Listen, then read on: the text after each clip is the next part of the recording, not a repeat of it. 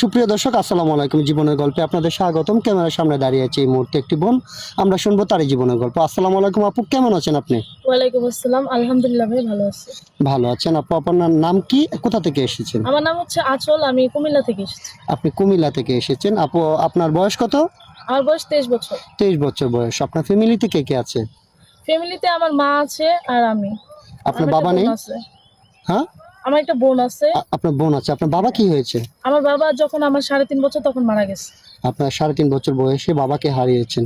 তাহলে আমার তা বোন 1 মাসের কোলে আর কি। ও আচ্ছা, ঠিক আছে। আচ্ছা, আপনার বাবা যখন মারা গেছে তখন অন্য মানুষ যখন সন্তান নিয়ে হাঁটে অথবা বাবার হাত ধরে হাঁটে, তখন আপনার বাবা ডাকতে ইচ্ছে করে না? হ্যাঁ, সেটা তো অবশ্যই অনেক কষ্ট লাগে যে আমাদের মানে দেখি নাই বাবারে কখনো, একটা খারাপ লাগে আর কি। আচ্ছা আচ্ছা, ঠিক আছে আপু, বুঝতে পেরেছি। যেহেতু আপনার বাবা নিয়ে আপনার লাইফটা অনেক কষ্টের, তো আপু, আপনি পড়াশোনা করেছেন? আমি পড়াশোনা করছি এসএসসি পর্যন্ত।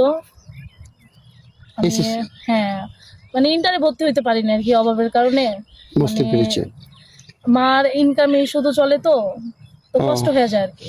আচ্ছা আচ্ছা, ঠিক আছে আপু, বুঝতে পেরেছি। তো আপু, আপনি আমাদের ক্যামেরার সামনে কি জন্য আসছেন সেটা একটু বলবেন?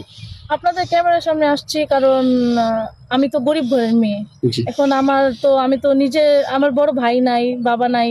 তো আমি তো নিজের সিদ্ধান্ত নিজে নিতে পারতেছি না, আমার মাও পারতেছে না, কারণ যেখানে মানে সম্বন্ধ আসে যৌতুক চায়।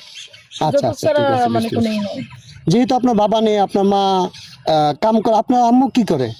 আমার মা হাসপাতালে চাকরি করে, মানে ছোটখাটো একটা চাকরি হ্যাঁ, করে, আয়ার কাজ করে। আয়া পোস্ট। বুঝতে পেরেছি। যেহেতু আপনার ফ্যামিলিতে বাবা নেই, আপনার মা হসপিটালে আয়ার কাজ করে।